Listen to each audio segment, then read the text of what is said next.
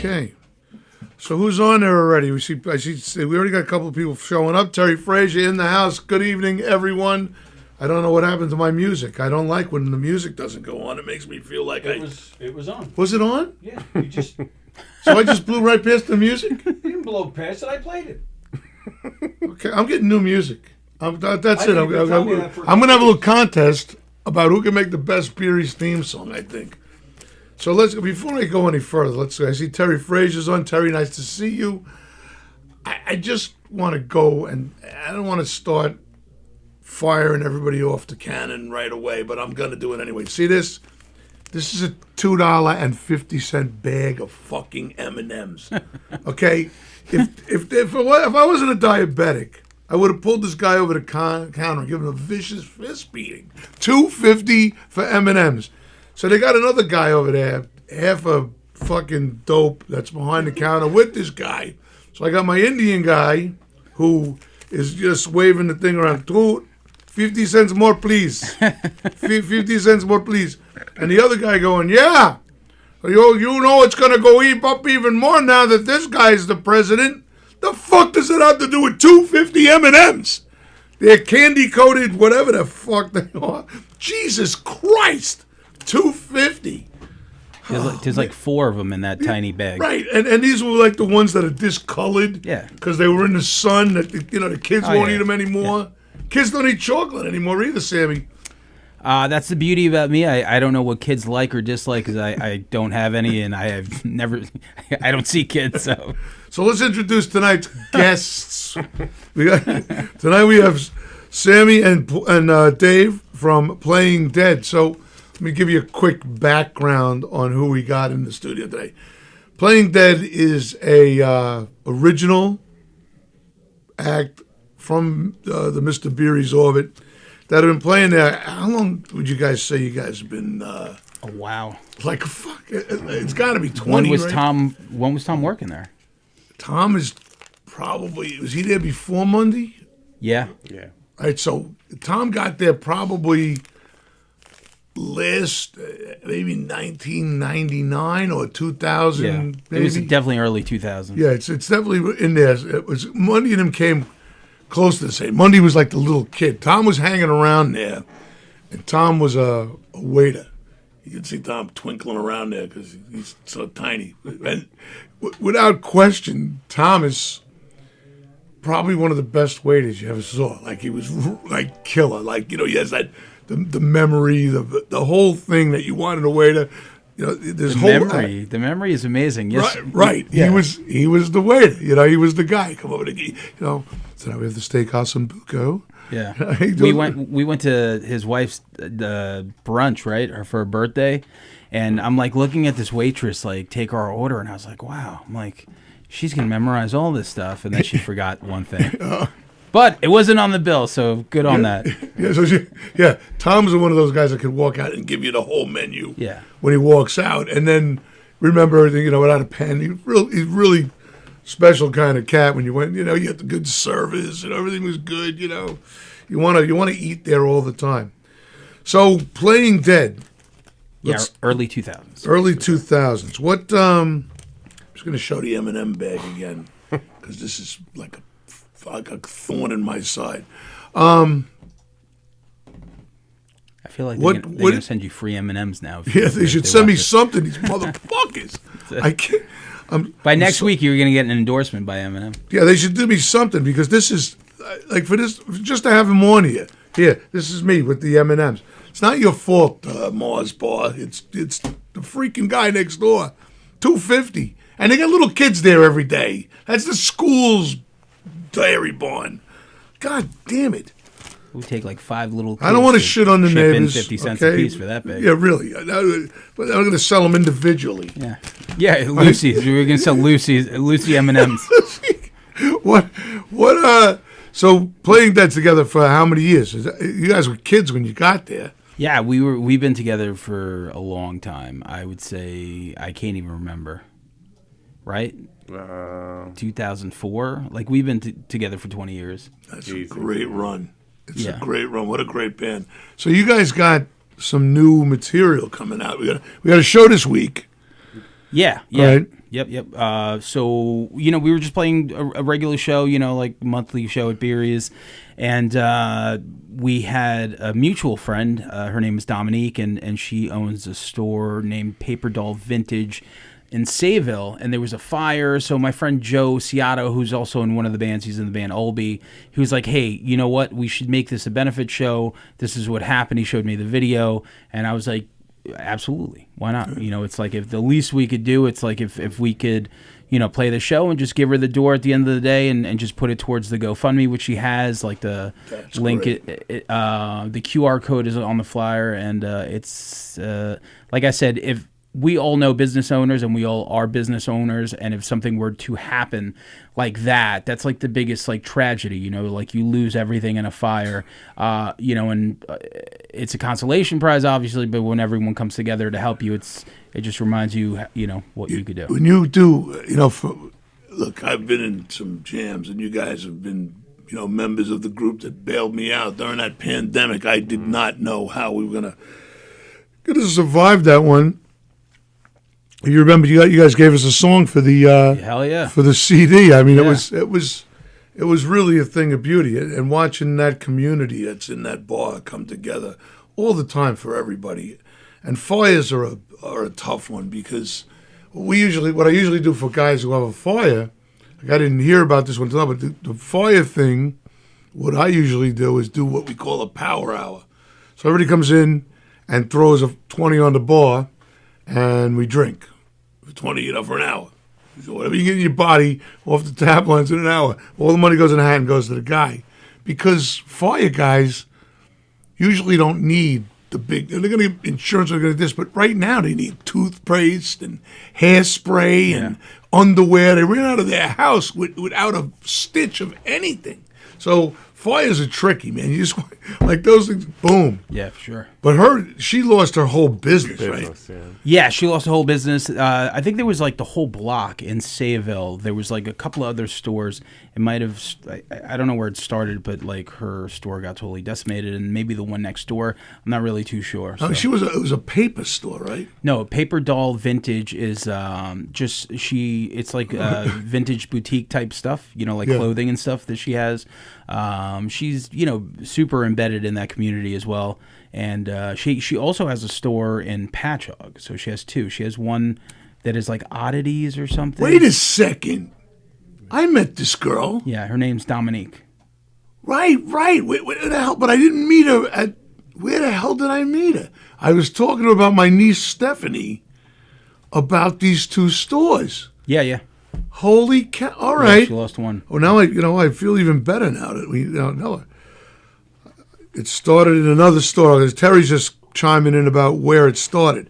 Yes. So sad. All right. So I did meet her, and because we were talking about my niece doing something, and they had told she had a place in Farmingdale too or something. I remember it. Yeah, I'm It's gonna not take me- too it's like familiar. doing a Like show I with said, your it grandfather. was our friend. Yeah, me too. It was our friend Joe Ciato. Shout out to him. Yeah. He's like good friends with her, and so like I said, he. The name of the show is Shameless Self-Promotion with Steve Absolutely. Beery. So I wanted to make sure we plugged the name, and now we can continue on with that. So let's shamelessly plug Joe. Joe's a chef. Yes, Joe Ciato. And Yep. Is he still got his truck? He did. He had he had a truck, but he no longer has that. But he'll come cook. He'll make some empanadas for you. Like he'll do like pop-ups and stuff at the moment. We love Joe. He's the empanada guy. He He's was the empanada guy, yeah. He is the empanada guy. Yeah, In fact, John Toohey's going to pop up on this show. Hey, Jason, what do you say? We got all the bands piping in here today. Let's Whoa. Jason Rakowski's on. Oh, okay. Yeah, we know him. Yeah, we know him a little bit. Yeah. We know a little bit about him. They've been Let's playing. do it. He's been playing. You got shoes on, Yeah, Jason? he got shoes on. Go Big's been playing there for as long as we have. Joe Ciato as well with every band. Like we've all been. This is one of those, like, look, every week, unfortunately in our business, you end up in a whole bunch of different circles. And this week, I didn't want to go on Facebook because every week it's like death book, I call it, like every week. And I went through a whole week here without anyone passing away. So I'm excited to see all, how many circles we're all in. Yeah. This is a good tell. Tell Dave to stop talking so much. It's like that thing in Goodfellas. Yeah. What do you want me to say? That my Yeah, Go Big's been playing for a long, long time. They look fantastic too. Yeah. Yeah, if you with the original bands that come in, there's some top guys here, like for me. There's great bands, and it is the guys that are the top original guys, and it's you, Go Big, Bad Mary. Yeah. Like there's some. Oh yeah, we love Bad Mary. There's some fucking killers that come through the door, like really, and that's more of the pop punk scene, I guess you'd call it, right? Sure. Is that what we? I mean, I don't want to give anyone a label. Fucking somebody's watching this and call me out on that. That's it. I did call you guys boys today, so I don't know if that's. Yeah. Heyo. No, yeah, you nailed it on those. To be honest with you. You called a spade for sure on the boy part. But yeah, so music is strange. It's like, to label it, we're whatever, we're a rock band. But yeah, sure, we could do pop punk, we could do, but at its core, it's guitars, bass, drums, vocals. We're a rock band. That's what I would. That's what I. And you guys can go in any direction you feel like going. You know what I just recently, my son's a huge, and this is what I like. Because I'm in the original music scene, which is really important to me. I get to see a lot of cool stuff. But when I listen to the radio, like I'm just saying, trapped old fuck, night moves, it's going on. Night moves, Hey, nice. Yeah, Seeger. It's all going on in my head, the whole thing. So I don't need to ever hear these songs again in my life. I know them; they're embedded in me. I can't get rid of them. So I try to find new stuff. And because I'm aging out of the game, I don't really catch a lot of the new stuff on my own. Aging out of the game, yeah. So, so my son, who's 30 or 31, somewhere around there, who the hell knows, he is a big King Gizzard fan. Oh, yeah, for sure. So, I love the band, but what I found out about them that really... They release a new album every month? Yeah. And it's always a different genre. It's like you can't say, what are you guys, pop punk? You said it to them. Yeah. Well, they would have walked out. Right, today with a Sandra Praederian Orchestra, we do everything. What do you want to hear? Like, I can't believe the diversity. So I was coming back from somewhere, upstate, down south, somewhere. I was on Some good driving music. Yeah, and I put them on. I put on the Alexa thing, because I'm just learning how to work that too. Fucking dinosaur. And I put that on for King Gizzard to just go through, and I'm listening. I'm like, wow, this is everything on here is a different album, different song, different genre. It really impressed me. Yeah, they have like a 70s vibe to them too, like for sure. They super prolific. I can't keep up with their stuff. Right. But they're out there. Yeah, these guys said this is like the new Grateful Dead. I'm like, there's nothing to do with the Grateful Dead. I mean, they're a jam band. Okay, I got that part. I mean, barely. It's apples and oranges. Whoever told you that, put them on the show. I'll debate them tomorrow. Really. Speaking of that, your show. Let's hear what's going on. What happened there? Is that happening to you guys out there? That's gotta suck. What are you talking about? It's echoing in my face. In my head. Are you in my... Get out of my head, Tony.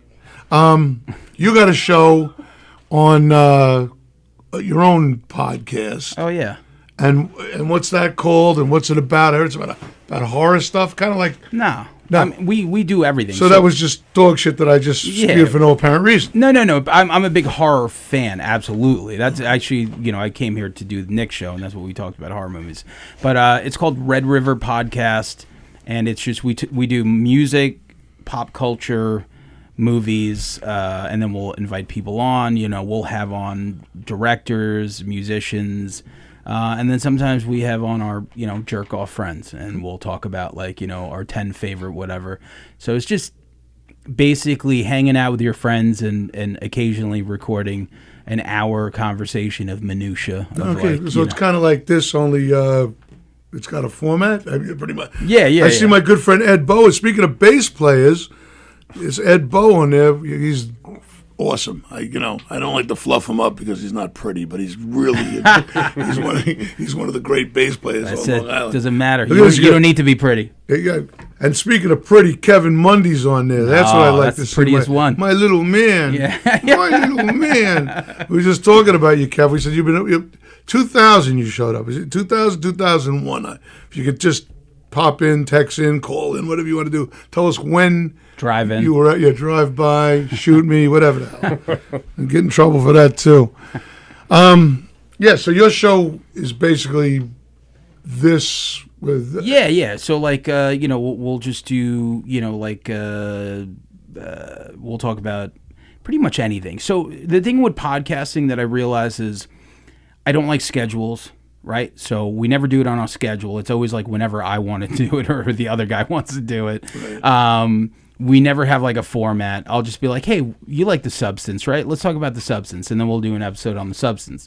It's like, oh, we really like, this Wu-Tang album has a 25-year anniversary. Let's just jump on and talk about our favorite 10 songs from this. Yeah. And that's it. The only substances we usually talk about on here is either booze or how stoned I am when I first show up.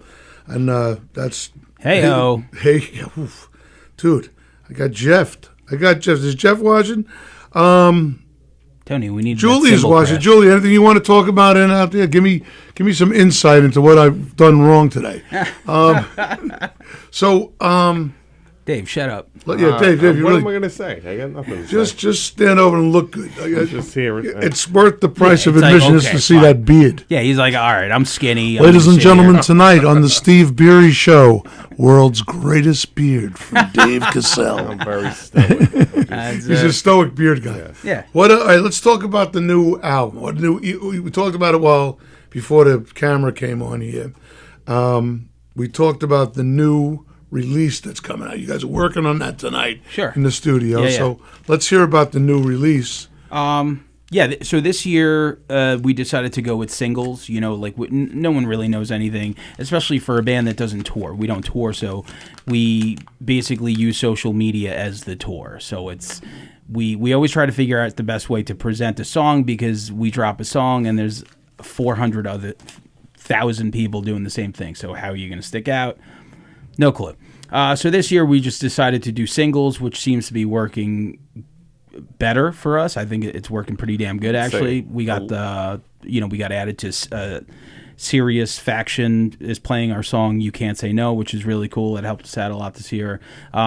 So we have 4 singles that we released so far, and we're about to work on the next 2, and hopefully they'll be out by the end of the year. Wow, Dave almost said something there. That was pretty cool. Say something, that was pretty cool. I keep trying to think, but nothing happens. Yeah, no, it's the fact that You Can't Say No did get picked up by Sirius, and you noticed when that song dropped, just the momentum on that song with Spotify. Yeah, people responded to that. I don't know why. So we don't know why. Someone out there does. If somebody knows, if anyone knows can help us, make sure we get us in on that.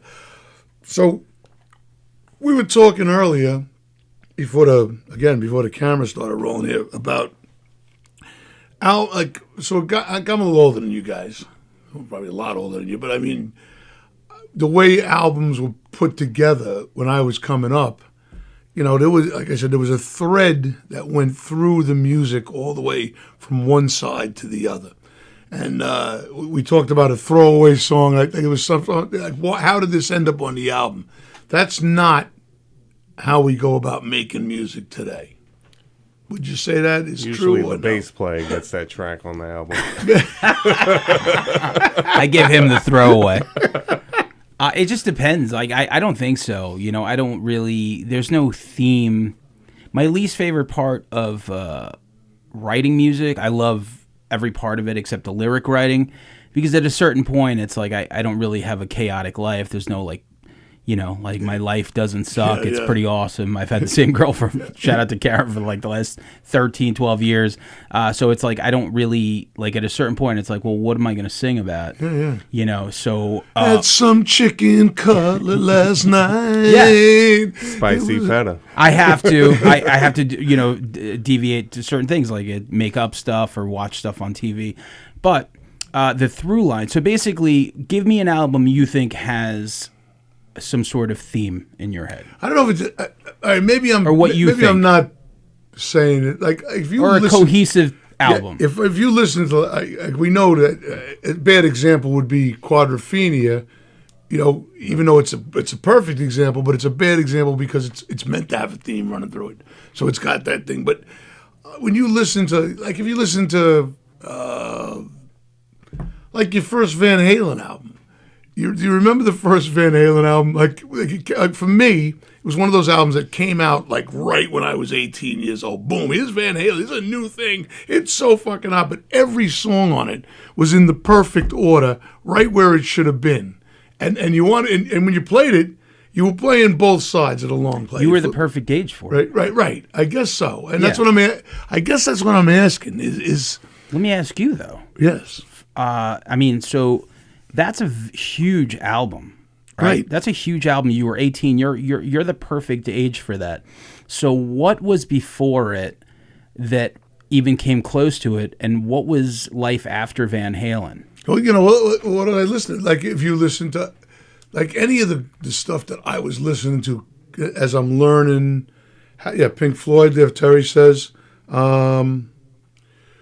any of the albums that I was listening to at that time all seemed like I was a big Jeff Beck fan. Like, if you listen to Wired, I mean, that album to me, like, it's perfect. Like, the order it's in, the way it's produced, like, it seems like Jeff Beck was like, nope, not putting that there. It goes right where it's like every song, every track is right where it's supposed to be for me. And you've gotten you've seen albums where it doesn't do that, and not a lot of them. The guys that make great albums always seem to do it. You know, it just depends on. So like back then, I mean, we were younger. You have all the time in the world to listen to stuff. So right now you have Spotify, right? Like Spotify, Apple Music, or whatever. You put on an album, 3 songs in, you're thinking like, oh, I want to listen to this now. Right. Oh, I want to listen to this now because you have access to everything. It's like, back then, you just put in the cassette. Go ahead, Dave. I was going to say, back then, it's a record. Right. So maybe there might have been more thought put into how it was placed on the record. All right. I'm just saying we had more time with it. The next side, flip that record, or the next side of that tape, and not keep rewinding. No, but we had more time with it, is what I'm saying. There wasn't like, there wasn't like, oh, there's 1,000 other things at my fingertip. It was like you bought one album and you sat with it, so you have this better appreciation because you could find, you know, you're like, okay, that makes sense. And that's what it is. So you remember it and you feel it a certain way, and it's just, you know, we lived through both eras, and there is a beauty to basically having the time to embrace something and eventually just thinking like, this album's not that good, or being like, this album's absolutely amazing. And you know, it's just about time and love and attention to this stuff. But also, it's a lot of fun to like go through your phone and be like, I'm going to listen to 100 different songs today. Here's a good example for you. If you listen to like Zeppelin 2, if somebody's playing the radio or the jukebox, and it goes from Livin', Lovin', Made to Livin', Lovin', Made to what's it come out of? Come on. I mean, with a purple operator and a black Stinson hat. What's the first one? I can what's the first that's song? That's Livin' Lovin'. Yeah, right, what's the song before? Is it Heartbreaker? Right. When you hear it when it stops, it's like they fucked the song up by not playing the second song. Yeah. Like it was supposed to be there. And you're talking a lot about nostalgia. Yeah, I am, but I think I'm wondering how people. I think I was just looking it up. You know, I think a lot with that whole storytelling that an album would do. Right. and in media in general is slowly going away. Yeah, yeah. Because everything is now a fucking TikTok reel. Everything is a fucking reel. I have a 9-year-old at home. Yeah, and I can't get her to watch a half-an-hour TV show. Okay, Let's I guess this is my question. Movie, and it's kind of like we're in this shift of having to wait to watch something. As creators, do you think that this helps or waters down the product? I don't know. Because I mean, like for me, I mean, when I would get, I could go back, I was buying. I have as many CDs as I have albums. Okay, that I purchased for no apparent reason, and even then, you would put them on and listen to the whole thing still, or maybe it was I was conditioned to the whole album. For sure. I never like flipping them over. I'd rather buy 2 albums, put them right on top of each other. I think it might help, honestly, because you're exposed to more. Right. Growing up, we had genres. I'm a metalhead. I'm a punk rocker. I'm a whatever, ska guy, Jason, if you're still out there. You're a beard but now, like, if you're constantly getting new types of music in different genres, and it's a little easier to be exposed to more, and open up your mind. So I don't know if it's better or worse. Yeah, I'm just thinking as a. It's just different. That's all. It's just different because like I just really I guess I just proved that point without even realizing. We had an album in 2018, and then we're like, okay, we noticed no one wants to listen to 10 songs. They want to listen to the first 5. So we'll just put out EPs. And then we realized, it's like, okay, the EPs work fine. And then we're like, let's just break it up into singles now. So right, okay. Soon we'll just put out a guitar riff. Just trying to, I guess like the podcast, we're all trying to just figure out where to put our creativity to make it work. Speaking of making it work, let's go back to the Mr. Beery's fortification and find out what is going on this week. So we know about it's a Friday or Saturday? Friday is, who else is playing with you guys? So it's us, Too Many Voices, which we love. Our friends in Oldby, which is Joe Ciato's band. And some younger kids that we played a show with at AMH, and I was like, oh, these guys are really good. They're called Until October. Until October, okay. Yeah, so 4 bands. We I always mention them because they, I love them. Those kids from Glen Strange, that we're going to get them in. We just had Mike try to book them, and they're going to be going on some of the older guys' shows because they're just on the cusp of old enough to get in there. So they are really something. What are they called? Special. Glen Strange. Very great band. So Mundioki. Let's just have. I saw Kevin Mundy up here and Noreen. What a great job they're doing with the karaoke thing. Love it, dude. It is really working out nice, and they put a lot of time into it, and it's starting to become a pretty viable entity where we can make it work. And Kev's getting exactly what we were hoping for, people that stay out past bedtime. Yeah, for sure. Like Tom Bennett. He'll be there till 4 a.m. Bennett was on the show a couple of weeks ago. He told me. Because I was going to come, but I think we had practice or something. Yeah, we're sick of that. Yeah. I love you guys practicing, but I need you to be here telling stories with me. What else? Tuesday is, I missed this last week. I missed Jim's Bring Your Own Vinyl Night. Jim's kicking it out of the park with that. Again, this is a good night for that because Jim plays one half of your album when you come in, and that kind of gives you an idea of exactly what I'm talking about. I did bring in, I tell this every week because I think I get such a kick out of it. I brought in Sonny Bono's solo album, and there's a thread running for that. It's like stitches. Yeah. Like, holy shit. Really? Well, yeah. I'm not tapped into that Sonny Bono solo. Dude, it's such a bad album. Yeah. It's so bad. The fact that anyone owns it, and it's me, it's astonishing. Yeah, I think it was in my Uncle Mert's collection. Because they were big back when he was a kid, and here's what we got. Look what I got for you. Yeah. Wow, thank you. Yeah. I don't know what to say. I do applaud him on, his lovely girlfriend at the time. Good for him. Like, I don't know about you, but what are you doing? Yeah. Like this is what you're giving up. Look at that. Yeah.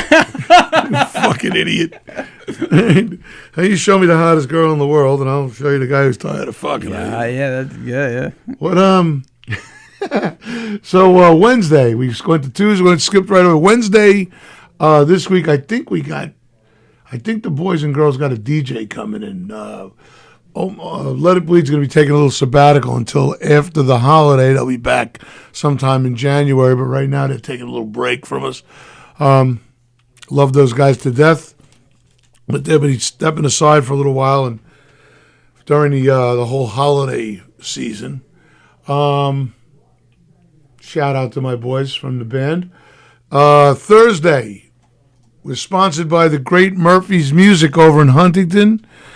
Jeff Froman and his boys over there doing a great job supplying all of Long Island with the greatest selection of premium music equipment. So if you need some help, make sure you drop our name when you go in there. Jeff has been more than supportive with the Mr. Beery's, whatever you want to call it, the history and financing of the place. So thank you again, Jeffrey. We're looking forward to seeing you on Thursday for open mic. Friday, as you know, is Playing Dead, and we already went over the bands. Yeah. And I think for John Toohey, who'll probably come on here sooner or later, I want to mention this, and I want to talk about Seattle. I said it right, Seattle. Seattle makes the best empanadas in the world, okay? And Toohey is an empanada aficionado. Okay. He's like, Beery, we have to do an empanada night. If you really want to do it, yeah. I said, if you really want to do an empanada night, yeah. I always forget this when you're bringing them up. And I always, we're going to get from this guy, and this guy's going to deliver them. If we're going to do empanadas, I will have Joe do the pop-up at the back of the bar, and we will have him do empanadas for everybody. Yeah, he even does like a vegan option too. Like he'll do, like if you don't like meat, he'll do one. He was at the bar one time with that truck, and it was, it's sick. Like I didn't even get to eat anything because everybody was around the Rolling truck. Cuban, I think. Rolling Cuban, right? The Rolling Cuban. So, Toohey, if you're watching this, the Rolling Cuban guy will be our. I haven't. We're just kind of booking this now without his knowledge. So, yeah. So we're going to do we'll this. tell him Friday. Friday. Hey, Joe, did you bring your stuff? Yeah, that's it. I see Joe Judge is on there. Is the guy on the right Gary Owens from Laughing or Tommy Chong? Very nice. Joe Judge.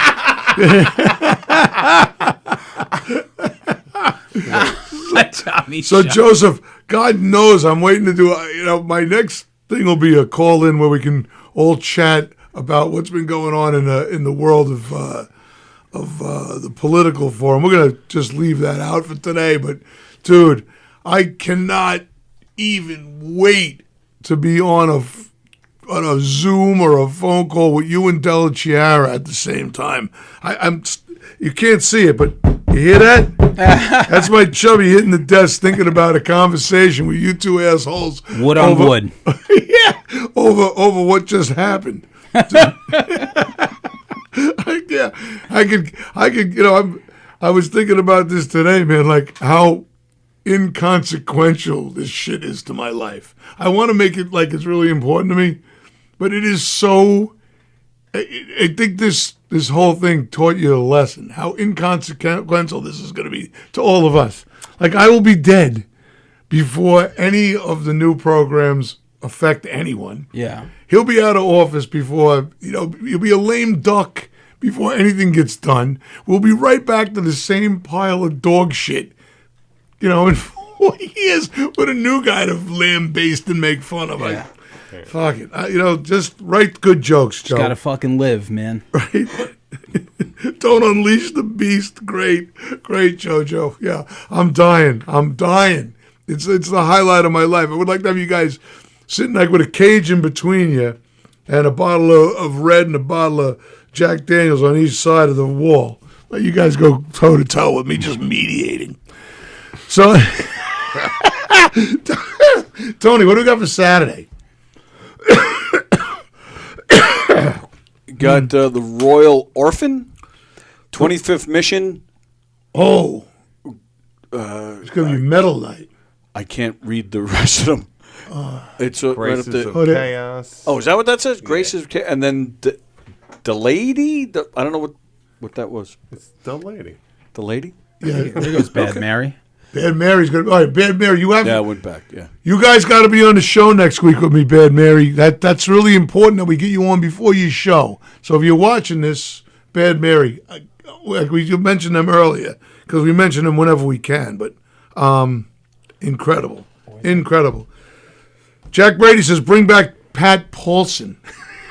You got to be. You're showing your age, Jack. So many guys in this room don't even know who Pat Paulson was. Do you? I don't know. I don't know. He was a guy that ran for president every year. Forever. He's a comedian that ran for president every year. Yeah, bring that guy back. Oh, yeah. He was, he talked kind of like this. He's a low-key kind of drip that, was running for president. It was great. Bring him back. Bring him back. Bring back Paulson. All right, so the metal bands, this past couple of weeks, I missed last week, so I didn't get to tell you about the guys from we had Pangburn and the guys from Chaotica on, and we had the guys from Bloody Sabbath here. Dudes, what a show these guys put on a couple of weeks ago, and we've been getting a lot of the old school metal guys coming through, and for me. That is a sweet spot in my listening head is what I really dig, and we've had some real good ones, but real old school metal, like you just said, was it a Sabbath cover band? The Sabbath cover band. The guy was doing Iron Maiden. Yeah. The guy's voice is incredible. The band, like Pangburn, is I'm a little biased, but dude, the guy. When the guy's playing the bass in the band that's doing metal, and he's the one guy that you fucking like your mouth's open. Yeah. This is a big deal. Okay, you can get lost in there, or you can be the guy that's he was fronting as the bass guy. It's like I remember watching Cliff 'Em All, which is the Metallica home video thing that they put out, in the middle 80s, late 80s. And it was the first time I saw Cliff Burton play For Whom the Bells Toll on Day on the Green. And it was just like, I couldn't believe, because you didn't know I didn't know shit back then. There was no TV. Metallica wasn't on TV. Right. There was no mega, And I'm like watching this guy. I'm like, wait a minute, that's the bass player playing do do do do do. I'm like, I couldn't believe it. So I think one of the weird things about doing the original music scene is I miss who's who. Okay, growing up, you listen to albums because all the information was right there. You had to open them, read them. I knew everybody in Deep Purple, Rolling Stones, knew where they went to the bed. What they like. They like French toast and all that shit. And then as that kind of wore off for me, and I guess when Gregory was coming up, I started to learn guys' names again, kinda. I missed I could sit down and listen to the whole 80s thing that, the 80s music, we'll just call it, right? And not know the name of anybody's band. I know the song, I can sing all the words to it, but I can't remember who they are. I wouldn't know who the bass player is. The guy from The Cure was in the bar one night. Really? And he was playing he was playing with another band. And nobody in the fucking place had any idea. The Cure. Was it the keyboardist? It was one of the guitar. He might have been a secondary guitar. The keyboardist. That why no one recognized him. Yeah, nobody recognized the guy. Nobody knew it. And he's telling me, I used to play with a ever hear The Cure? I'm like, yeah, but you know what? To be honest with you, I couldn't. When they're on, the radio, I know who they are. Yeah. When I'm singing the song, I know who they are. There's a band from Levittown called The Cure, but they spell it with a K. Maybe it was him. I had no idea who the guy was. But and right now, if you told me that's a Cure song, I'd be like, oh yeah. I wouldn't know. So I missed that, And I was listening to it and going to dance clubs and do it, because we were right there with like Flock of Seagulls. I remember that name. Yeah. They got one song, So there's all that kind of, big audio dynamite and shit like that. Yeah. That was a different shift in the universe for sure. Right. But you knew, that was like the point when I stopped learning who everybody was. Yeah. Like the guys who were getting a lot of media attention, I knew Sting was in the Police, sure, and stuff like that. But you missed so many guys. Like there was huge swaths of guys that you listened to. Like, could you name anybody in Duran Duran? Simon LeBon, bass player. Simon LeBon, who's the other guy? The bass Taylor, something Taylor. John something. Right. Well, you can't put on for me, I'm in that. That was like, when I'm clubbing and shit. Like, you can't play a Duran Duran song without me fucking. Yeah. I'm all over it. Great bass lines. Yes. Cocaine and Duran Duran in the 80s. I mean, what's better than that? Nothing. Yeah.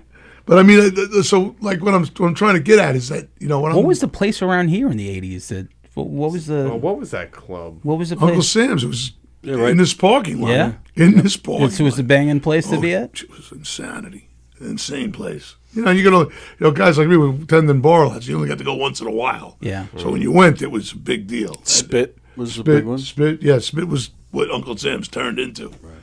Ultrasound Lounge, right? That was no. What was out east? What was the big Hammerheads. Was it Hammerheads? No. CPI, Hammerheads. I love that. No, for metal. For metal was what's his name? Frank Cariola's place. Sundance. That's it. Yeah. That's what I'm thinking of. So what made you, right? So you were bartending. When did you realize that you were just gonna buy a bar? I think I knew I was gonna buy a bar the second I tasted alcohol. Yeah. Yeah. I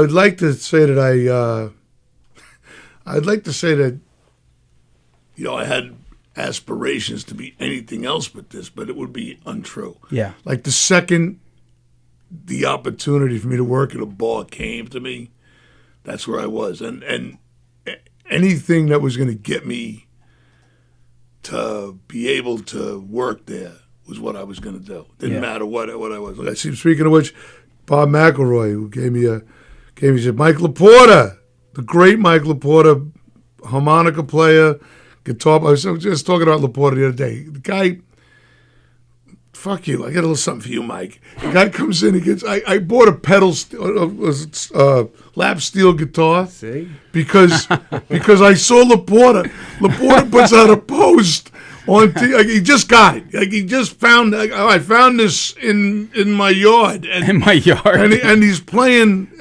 in like 3 seconds. I think I know who left it there. The guy picks it up. And he's playing it like he's been playing it for 40 years. I'm like, man, come on, that's not right. Yeah, he's a friend like that. Well, I can't take out a harmonica out of my pocket when he's in the room. Like he's that good. And he plays in a band called the Affordables. One of the top blues bands on Long Island. Got to hear him. I'll have to get him back at the shop.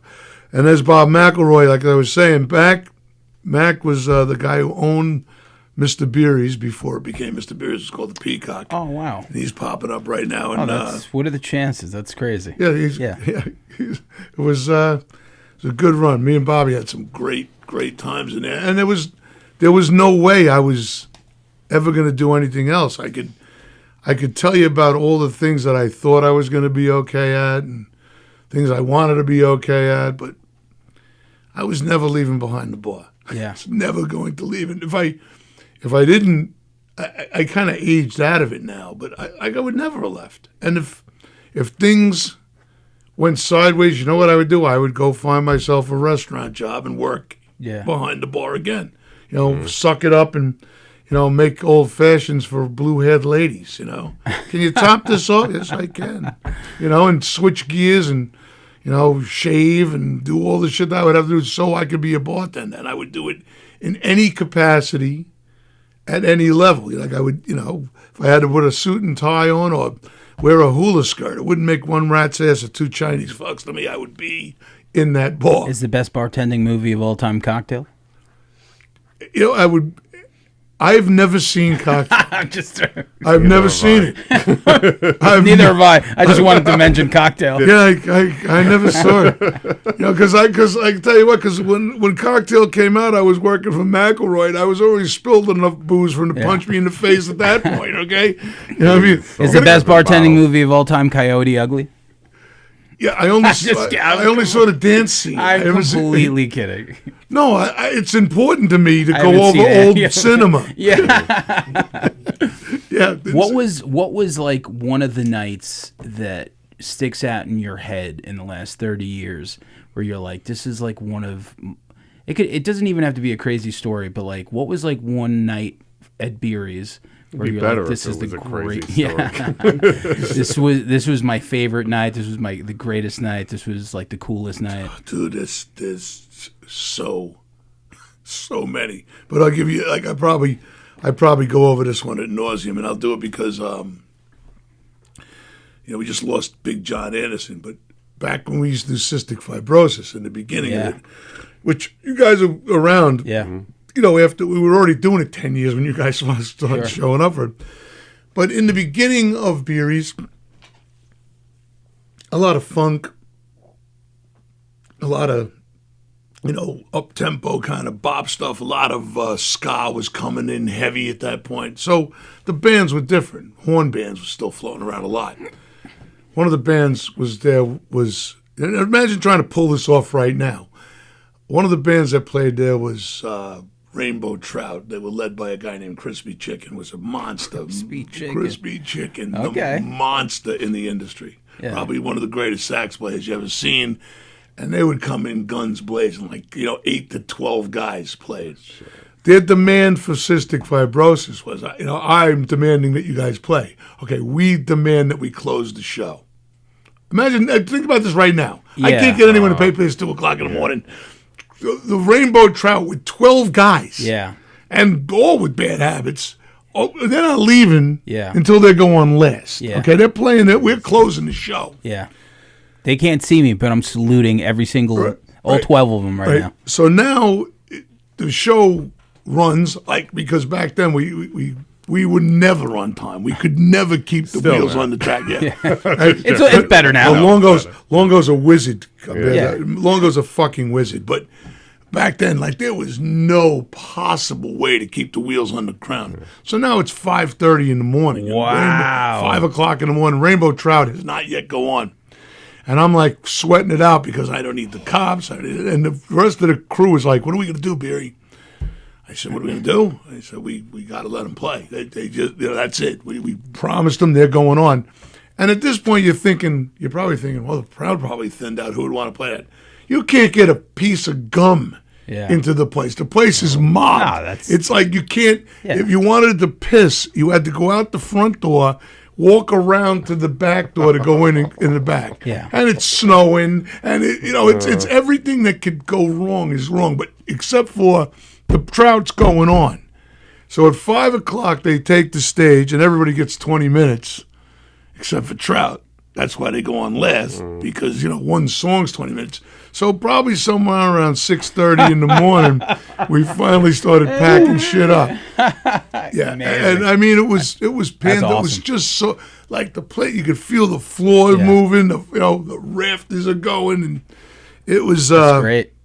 Yeah, and the guys that were there's a whole bunch of people right now that are going to see this. Oh, I was there that night because it was amazing. In fact, they did one year where they did New Year's Eve, right?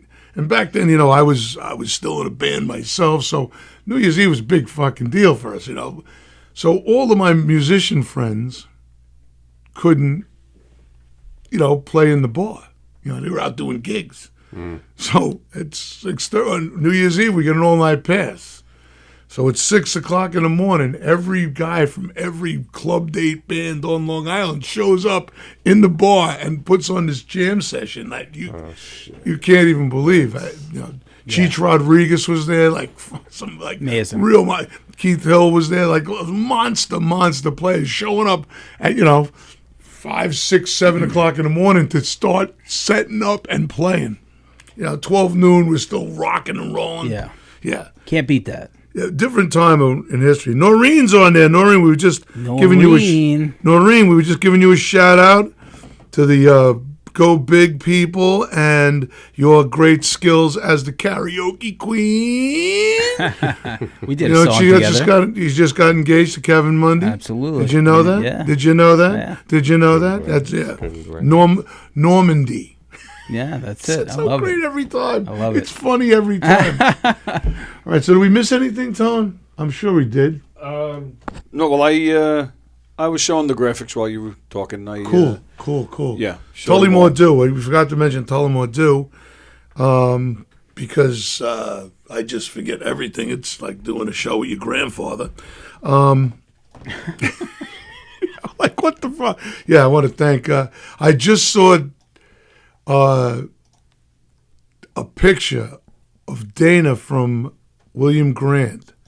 And I'm not sure, and Dana, if you're watching this, I don't know if that was a commercial or if it was just you doing a photo op or what it was, but she was doing a Milagro pic.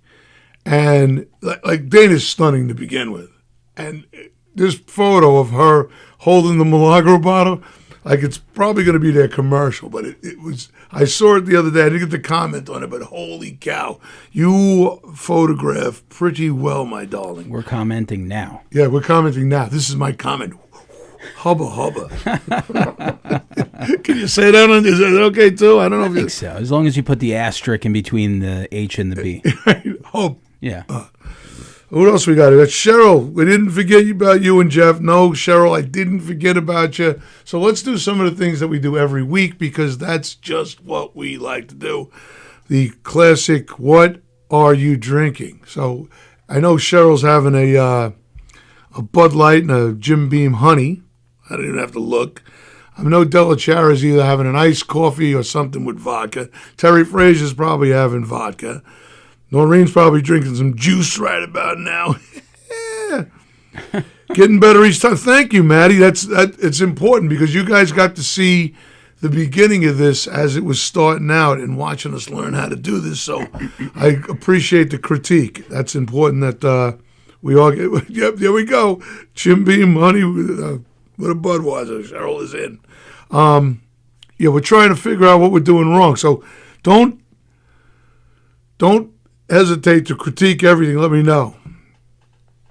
Dumpaholics of all of them. Yes, Joe Judge just came on. He calls Donald Trump Donald Dump, and relentless, a relentless anti-Trumper, and proud to be an anti-Trumper. What I don't like about and Joe, I'm gonna call you out on this. I don't like because I know that you're a very intelligent cat. You're kind of a douchebag and, you're unlikable as all what the fuck. But you're a very intelligent guy. So I don't like the fact that, when you put up stuff about you're not talking to anybody over this bullshit because, let's face it, life's too short for us to be worried about that shit. And let's face it, both of these people, did I say let's face it too many times? Now I'm like a repetitive girl. I'm just saying, that was a little stream of consciousness. Yeah, shit. No, you're riffing hard. I'm riffing hard now. You're riffing hard. I don't dig the losing friends over this shit when both of these parties have given us nothing but countless hours of comedy gold. Yeah. Like you can't get a better resource to make fun of people in the history of the United States. We don't lose friends. It's not relatable, so I don't know. Yeah. I got so few of them. I'm not losing any over this bullshit. I mean, it's just like it's not our universe. So. And we're all susceptible to get a little hot. Sure. Absolutely. Because it makes it fun. But it's got to kind of back yourself down and say, yeah, it was pretty fucked up. Yeah. This guy ain't sucking my dick, so I don't give a fuck what he's doing here. Pretty much. He was, he's paying my tab, hasn't bought me a cocktail. Yeah. Isn't it Mundioki?